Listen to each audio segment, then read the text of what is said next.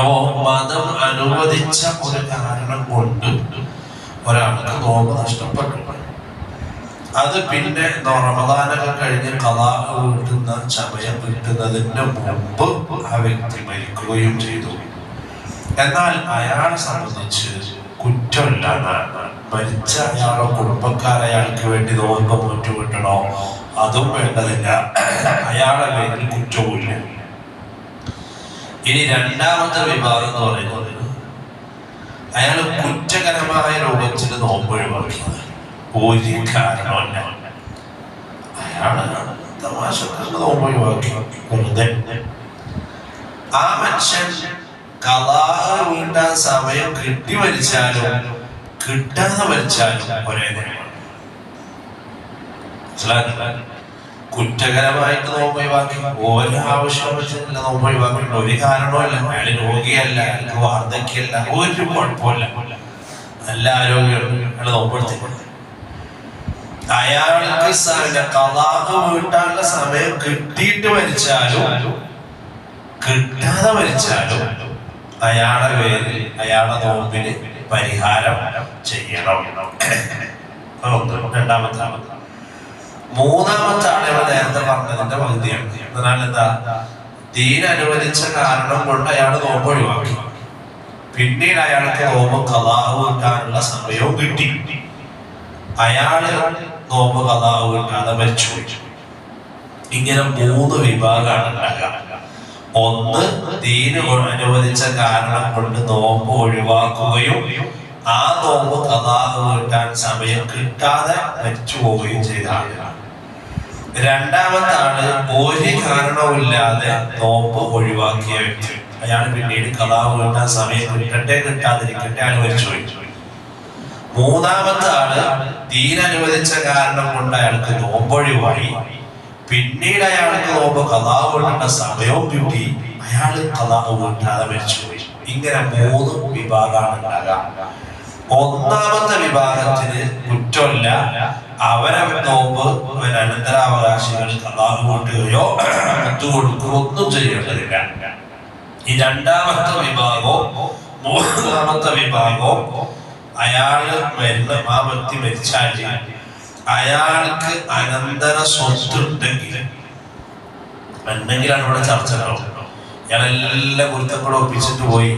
ഇയാൾക്കാണെങ്കിൽ പേരിലും ഇല്ല, 5 സെന്റ് സ്ഥലമില്ല, ഒരു പൈസയില്ല. അയാളെ കുറിച്ച് ചർച്ചയില്ല. അയാളെ കുറിച്ച് അനന്തരാവകാശികളുടെ പേര് ഒരു ചർച്ചയില്ല. അയാൾ നോമ്പ് കൊടുത്തിട്ടില്ല, ഹജ്ജ് ചെയ്തില്ല, അതൊക്കെ കൊടുക്കേണ്ടിയിരുന്നു. പിന്നീട് ആൾക്ക് തൂഫാനാക്കി അയാളെ നിന്ന് വിളിച്ച് അയാളെ അങ്ങനെ തീർന്നു പോയാൽ അയാളെ മക്കള് നഷ്ടപ്പെട്ടെടുത്തതിനുണ്ടാക്കിയ പൈസ വാപ്പാൻ കൊടുക്കണോ? നിർബന്ധമൊന്നുമില്ല, പണി കൊടുക്കണം. ഇത് അയാൾക്ക് സ്വത്തുണ്ട്.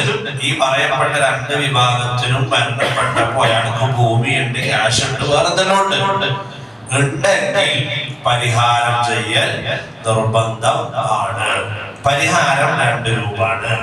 ഒന്നുകിൽ ഈ മരണപ്പെട്ട ആളുടെ നോമ്പ് ഖളാ വീട്ടും, നോറ്റ് വീട്ടും. വാപ്പ മരിച്ചു പോയി, ഒരു കൊല്ലത്തെ നോമ്പ്, ഒരു വർഷത്തെ ഒരു 30 നോമ്പ് പെൻഡിങ് ഉണ്ട്, നോട്ടിട്ടില്ല, ഒരു കാരണമല്ലാതെ. അല്ലെങ്കിൽ രോഗിയായിട്ട് തന്നെയായിരുന്നു, പക്ഷെ ഖളാ വീട്ടുള്ള സമയത്ത് വാപ്പാക്ക് കിട്ടി, വാപ്പ നോറ്റില്ല, മരിച്ചു പോയി. അപ്പൊ എന്ത് ചെയ്യാ? മരിച്ചാൽ എന്താ ചെയ്യാ? ഒരു രൂപ എന്താ വാപ്പാന്റെ 30 നോമ്പ് മക്കള് അല്ലെങ്കിൽ കുടുംബങ്ങള് എന്ത് ചെയ്യാ? നോറ്റ് വിട്ടാം.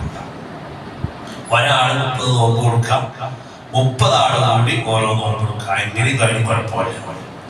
അതാണ് 1 രൂപ. രണ്ടാമത്തത് എന്താണ്? മുദ്ദ് കൊടുക്കണം.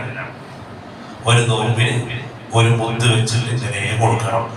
അപ്പൊ എത്ര നോമ്പുണ്ട് നമുക്ക് കണക്കുണ്ടാവണം. പാപ പണ്ട് ഞാൻ പണ്ടാറുണ്ട്.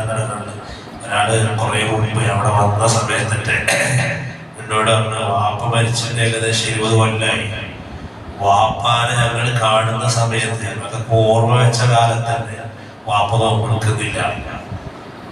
അവർക്ക് ഓർമ്മ വെക്കുന്നതിന് കൈവിട്ടല്ലോ. അന്ന് തന്നെ വാപ്പ നോമ്പെടുക്കുന്നില്ല. വാപ്പ മരണപ്പെട്ടിട്ട് കുറെ കൊല്ലമായി. എന്താ ചെയ്യാന്ന് വെച്ചു. സ്വത്തുള്ള ടീമാണ്.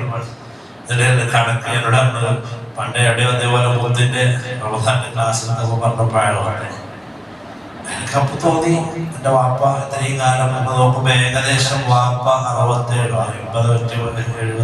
വർഷം ജീവിച്ചിട്ടുണ്ട്.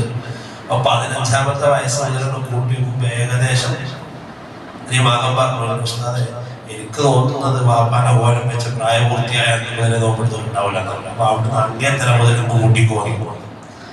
കുറെ കൊടുക്കണ്ടാവും, കിറ്റല് കണക്കിന് അരി ഉണ്ടായിരുന്നു വരെ കൊടുക്കാൻ. അപ്പൊ അദ്ദേഹം പറഞ്ഞ ഇതൊക്കെ കൊടുക്കലെന്ന് പറയുമ്പോൾ നമ്മള് മരിച്ചാൽ ഇതൊക്കെ ബാധ്യതയാകും. മക്കളുടെ മേൽ അനന്തരാവകാശങ്ങളുടെ മേൽ തലയിലൊരു ഭാരമാവും. അല്ലെങ്കിൽ നമുക്കെന്റെ കടാണ്, നമ്മള് കവർ കടന്നുമ്പോൾ സുഖമൊന്നും ഉണ്ടാവില്ല. ഇതൊന്നും നമ്മുടെ ചില ആൾക്കാർക്ക് ഒരു ധാരണയുണ്ട്, മരിച്ചു കഴിഞ്ഞാല് ഇതൊക്കെ ഇതൊക്കെ പെൻഡിങ് വെച്ചിട്ട് ഒരാൾക്ക് ഈമാനോടെ മരിക്കാൻ കഴിയില്ലല്ലോ. നോമ്പ് തോൽക്കാതെ ഇതൊന്നും ചെയ്യാത്ത ആള് ഈമാനോടെ മരിക്കൽ പ്രയാസമാണല്ലോ. ഈമാനോടെ മരിച്ച ആൾക്കാണല്ലോ നമ്മളിപ്പോ കണ്ണോക്ക് നടത്തിയാൽ യാസീൻ ഓതിയാൽ തിങ്കളാഴ്ച രാവിലെ വ്യാഴാഴ്ച രാവിലെ യാസീൻ ഓതിയാൽ ആണ്ട് കഴിച്ചാലൊക്കെ ഗുണം കിട്ടുന്നതായിരിക്കാം. ഈമാനോടെ മരിച്ചു നിൽക്കണം. ഈമാനില്ലാതെ ജീവൻ പോയ വ്യക്തിക്ക് നമ്മൾ ഇതൊന്നും ചെയ്താൽ ഒരു കാര്യമല്ല എന്നല്ലോ റസൂലുള്ളാഹി പറഞ്ഞേ. അതൊന്നും അവിടെ എത്തൂല, അയാൾക്കൊന്നും കാര്യമില്ല. എന്തിനും പ്രതിഫലങ്ങളുടെ ഈ കണ്ടീഷൻ ഈമാനോടെ മരിക്കണോ എന്നുള്ളതാണ്. അപ്പൊ ഈ 3 രൂപത്തില് 2 രൂപത്തിലും പരിഹാരം ചെയ്യൽ അനന്തരാവകാശികൾക്ക് നിർബന്ധമാകലപ്പെടാ. മരിച്ച ആൾക്ക് സ്വത്തുണ്ടെങ്കിലാണ് ഈ പരിഹാരം ചെയ്യേണ്ടത്. മരിച്ച ആൾക്ക് സ്വത്തൊന്നുമില്ല, നോമ്പ് നോറ്റുകൊണ്ട് മക്കൾ റെഡിയില്ല, പൊതു കൊടുക്കാൻ വാപ്പാന്റെ പേരിൽ വാപ്പാക്കതിന്റെ സ്വത്തുമില്ല, അല്ലെങ്കിൽ ഉമ്മാക്കതിന്റെ സ്വത്തുമില്ല, നിർബന്ധമൊന്നുമില്ല. സ്വത്തുണ്ടെങ്കിൽ എന്ത് കൊടുക്കണം? ഒന്നുകിൽ ഈ മക്കള് എല്ലാരും കൂടി ഏറ്റെടുത്തിട്ട് വാപ്പാന്റെ ഉമ്മാന്റെ അരണവാല നോമ്പൊക്കെ നോറ്റു വിട്ടാണ്. ഇല്ലെങ്കിൽ ഒരു നോമ്പിന് ഒരു മുദ്ദ് വെച്ച് കൊടുക്കണം. ഈ നോമ്പ് കൊല്ലങ്ങൾ പറഞ്ഞതാണെങ്കിൽ ആ കൊല്ലം പറഞ്ഞതിന്റെ പേരിൽ വേറെ മുദ്ദ് കൊടുക്കണം. അപ്പൊ ഒരു നോമ്പിന് 2 മുദ്ദും 3 മുദ്ദും 4 മുദ്ദും 10 മുദ്ദൊക്കെ വരും. അങ്ങനെയാണ്. കണക്ക് പഠിക്കാത്ത പണ്ടല്ലേ, ആ പഠിക്കാത്തൊക്കെ ഇവിടെ നോമ്പിന്റെ കണക്ക് കൂടുമ്പോ ശരിക്കും മനസ്സിലാവും. അങ്ങനെ മുദ്ദ് കൊടുക്കുക എന്നാൽ ഇന്നലെ എന്തിനുണ്ടാകും? വാപ്പ ഏകദേശം 5 കൊല്ലം ജീവിച്ചു, 5 കൊല്ലത്തെ നോമ്പ് ഇത്ര 1500 നോമ്പുണ്ടായിരുന്നു. ആ കണക്കിട്ട് 1500 അല്ല, ഒരു കൊല്ലം പറഞ്ഞില്ലെങ്കിൽ ഒരു മുദ്ദുണ്ടാവും, 2 കൊല്ലം പറഞ്ഞില്ലെങ്കിൽ 2 മുദ്ദുണ്ടാവും. നോമ്പിന്റെ മുദ്ദ് വേറുണ്ടാവും, കൊല്ലം പറഞ്ഞതിന്റെ മുദ്ദ് വേറെ ഉണ്ടാവും. അങ്ങനെ ആ മുദ്ദിന്റെ കണക്ക് വരിക. ഫൈനിങ്ങനെ കൂടിക്കൊണ്ടേയിരിക്കും. പെൻഡിങ് വെച്ചാൽ ചില വിഷയങ്ങളുണ്ടല്ലോ, ഇങ്ങനെ ഡെയിലി ബാങ്കിൽ എന്നെ ലോൺ എടുത്തിട്ട് അടച്ചിട്ടില്ലെങ്കിൽ ആ ഡേറ്റ് കഴിഞ്ഞാൽ പിന്നെ ഓൾക്ക് തോന്നിയ പോലെ കരമില്ലേ. അങ്ങനെ ഡെയിലി കൂടി വരും. അങ്ങനത്തെ സത്രാത്തിന്റെ ആലത്തിനോ അത്രക്ക് വില്ലു എന്താ ഡെയിലി കൂടലാണ്.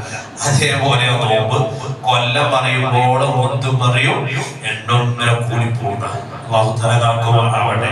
അതുകൊണ്ട് ആർക്കും ഭാരമില്ലാതെ ജീവിതകാലം തന്നെ തോറ്റു വീട്ടിൽ പോയാൽ അൽഹംദുലില്ലാ, അതാണ് അല്ലാഹു നമുക്കൊക്കെ തൗഫീഖ് ചെയ്യുമാറാവട്ടെ. അല്ലാഹു നമ്മൾ പറഞ്ഞതും കേട്ടതൊക്കെ സ്വാലിഹായ അമലായി സ്വീകരിക്കണം റഹ്മാനേ. നിങ്ങളിൽ നിന്ന് സംഭവിച്ചു പോയ എല്ലാ ദോഷങ്ങളും നീ പുറത്തു തരണം റഹ്മാനേ. ഈ മഗ്ഫിറത്തിന്റെ പത്തിൽ കോടിക്കണക്കിന് രൂപകൾക്ക് നീ പുറത്തു കൊടുക്കുമ്പോൾ പാപികളായ ഞങ്ങളെ അതിൽ ഉൾപ്പെടുത്തണേ റഹ്മാനേ. നിങ്ങളുടെ മാതാപിതാക്കളെ, സഹോദരന്മാരും കുടുംബക്കാരായ അയൽവാസികളും ബന്ധുക്കളും ഭക്ഷണം തന്നവരെ, വെള്ളം തന്നവരെ, സഹായിച്ചവർ, സഹകരിച്ചവർ, ജീവിതത്തിൽ കടപ്പാടുള്ളവർ എല്ലാം മുമ്പിനാറ്റിനും നീ പൊറുക്കണേ അല്ലാഹ്. നമുക്കൊക്കെ ആഫിയത്തുള്ള ദീർഘായുസ്സ് നൽകണേ അല്ലാഹ്. അപകടങ്ങളിൽ നിന്ന് സലാമത്താക്കണേ അല്ലാഹ്. അപകട മരണങ്ങളെ തൊട്ട് കാക്കണേ അല്ലാഹ്. പെടുന്നതിനുള്ള മരണത്തെ തൊട്ട് കാക്കണേ അല്ലാഹ്.